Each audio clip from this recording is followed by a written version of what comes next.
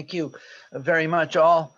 In the process of writing the Art of Classic Planning, I asked, like, who, here are all these great ideas that used to work in the past. How are we going to apply them in the future? What is there in the future? What are the futurists saying about the future? So I dug into that a little bit.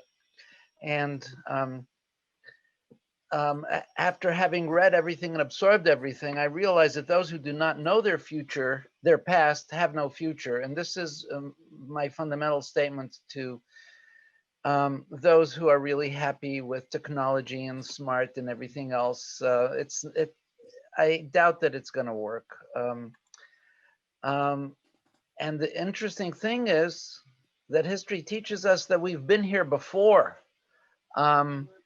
And by that I mean that there has been previously an AI level technological revolution in history, and that was the introduction of iron, which enabled people to kill so many other people that they didn't know what to do with the bodies. It was embarrassing. So they took them prisoner and made them prisoner of war, and enslaved them for 2,000 years, from 1000 BC to 1000 AD. 80% of people were slaves. And this is kind of the picture that the AI thing is giving us. So when we're talking about urban futures, and here's kind of the key point, the future that people are saying that we're going to have 90% of all folks living in cities by the end of the century. So a futurist asked me last year, what's the future of futurism? I said, it's urbanism. So here specifically in TAG, this is why we're here. And this as well, this is little town of Aarhus, which grew 7 times in population between 1900 and 2020, but 25 times in area. And you can't convince me that this has anything to do with efficiency or progress, or I don't get it. So basically addressing the, looking at this thing from the standpoint of the book, I realized that we already have climate change, we have decline of democracy, we have pandemics, we are up to our noses in the future already. So the futurists are saying that we have 3 directions to go: high-tech city, feral city, and muddling through. This is the notion of the high-tech city. Everything is interconnected, using a lot of energy to do so. And at some level, it kind of looks nice, like this greenhouse on top of London and so on and so forth. But you all realize that this in 5 years is going to leak like a sieve, and it's going to have to come down or be replaced. So it's clear to us that our idea of the future, which started over here with, this is from the movie Metropolis, and then you have all read H.G. Wells's notions of the future. And some of you maybe, Jules Verne, he wrote something about Paris in 1963, I think it was his date. And he had fax machines and really weird socio-cultural stuff and so on and so forth. The futurists say there's about a 5% chance of that ever happening. They say that there's a 35% chance of this. And we already are in it in many places in the world. I think this is in Jakarta. This is in Africa. This is an operating train. This is what it looks like, and this is what it will or might look like in a feral kind of environment. And this is what it looked like in Hong Kong, in the walled city of Hong Kong. What remains of it today is this park that was developed immediately before all this was taken down. So muddling through. They say that we have a 65% chance of muddling through. What's that going to look like? So it's not the first time we're muddling through. Rome muddled through. The walls of Rome used to be filled with 1 million people, and by the 15th century, you had about 20,000 people living there, 30,000, on a good day, with here, this is St. Peter's before, and Castello San Angelo, and so on and so forth, Trastevere. It was empty, and you had fields in there. And to this day, there's a lot of empty space in Rome. This is what it looked like in the 16th century. And guess what? We have another example of something like that. Angkor Wat, 1 million people in a place which today hosts a handful of monks, in fact, and a lot of tourists who come by to see it. And then we have Detroit, which started out like this on the right, went to what we see in the middle, and now is what we see throughout everything. So I am thinking we are in a process of some sort. We're in a cycle of some sort. There is some sort of a long-term urban cycle.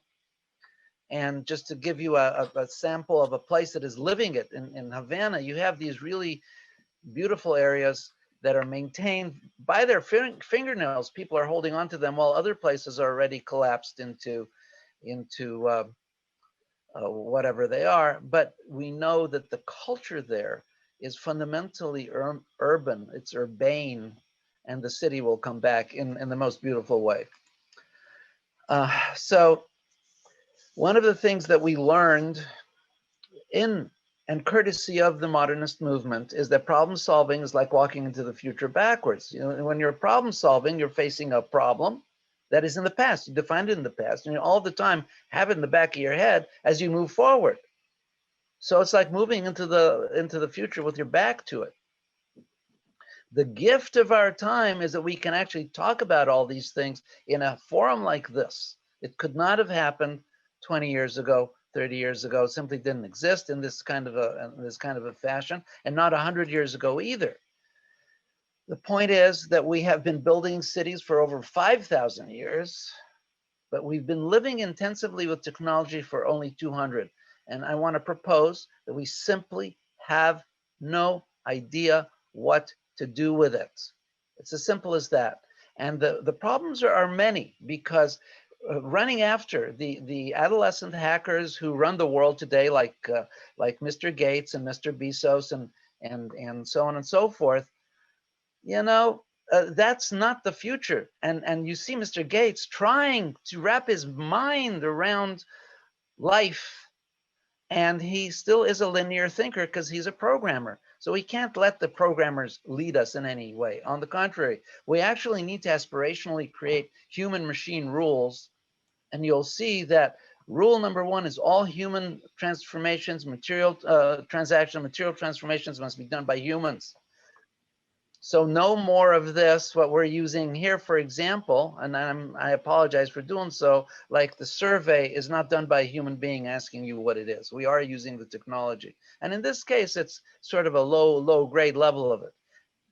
Rule number 2, humans may employ a tool, a machine, in executing rule 1. There's no limit. There's no reason that we shouldn't support any technology. But the question is, what do we do with it? How do we do with it? So we have to have people, individuals, living people, responsible for machinery at all times. This is like the same kind of safety rules you have for heavy machinery, for nuclear devices, for bioweapons, for driving a car. You have rules for how to do that. We need that also for human machine rules. I'm not going to get into it. There are places that can absorb them. And ladies and gentlemen, humans have had plagues prior. This is not the first time we have a plague and we're living in a plague.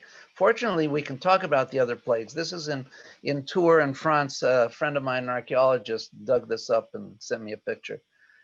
But this doesn't come alone. It comes with this.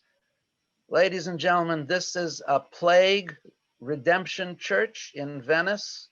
You see the people are socially distanced.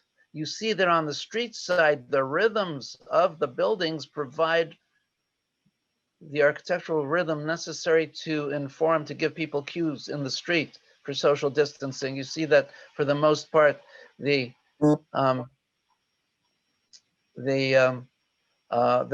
people on the gondolieri are socially distanced. But what you really see here is a higher level thinking. And I believe that where we're at right now is going to lead to that.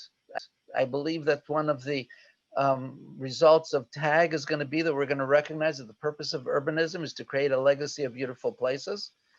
I want to thank you for this little opportunity, for this great opportunity to uh, uh, share with you some of the things I discovered on the way in the last couple of years.